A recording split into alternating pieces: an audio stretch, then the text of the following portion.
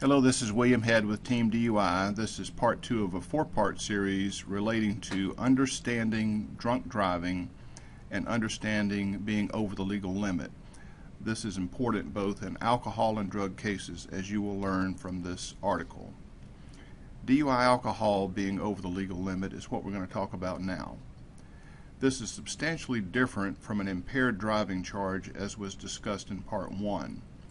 While drunken driving or drugged driving charges, which require the prosecutor to prove impairment beyond a reasonable doubt, in an over the legal limit case, there is no requirement that impairment be proven to the jury. DUI attorneys call this type of DUI the per se DUI offense in some jurisdictions, and what this really means in the criminal law world is that the prosecutor merely has to get the other 3 requirements of a DUI in, that is, location, type of vehicle, and the fact that the person was operating or driving a vehicle, and then they have to put in the number, that is, they have a forensic test from blood, breath, urine, or other bodily substances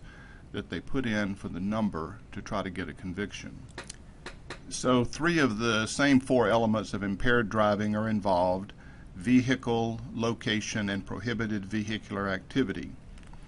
When we turn to per se being over the legal limit, however, this is a type of offense that even if no driving was observed, when the law of the state says being in actual physical control of a motor vehicle, that is, having a key, being behind the wheel, the engine being in gear or running, that may be enough to support a per se DUI if you are lawfully arrested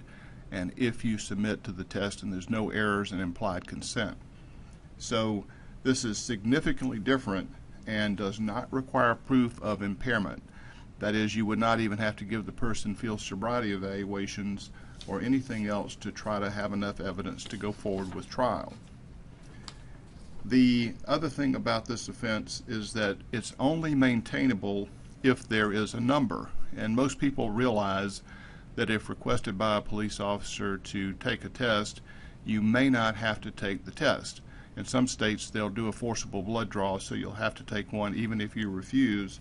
But again, if you're parked in a car, not driving, not seen driving, engine not running, and yet you could still be prosecuted under the broadly worded laws of your state,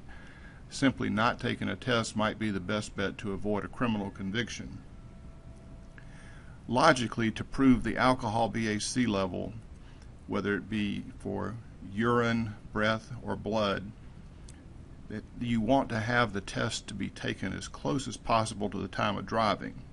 However, states have given the prosecution a big edge in winning cases by putting into the statute that if a test is taken within 2, 3, or even 4 hours of being under the wheel or behind the wheel or however they define it, you can still be convicted of a per se DUI. So if you stop to think about it, and if you waited 4 hours from the time you were pulled out of the car before you took a blood, breath, or urine test,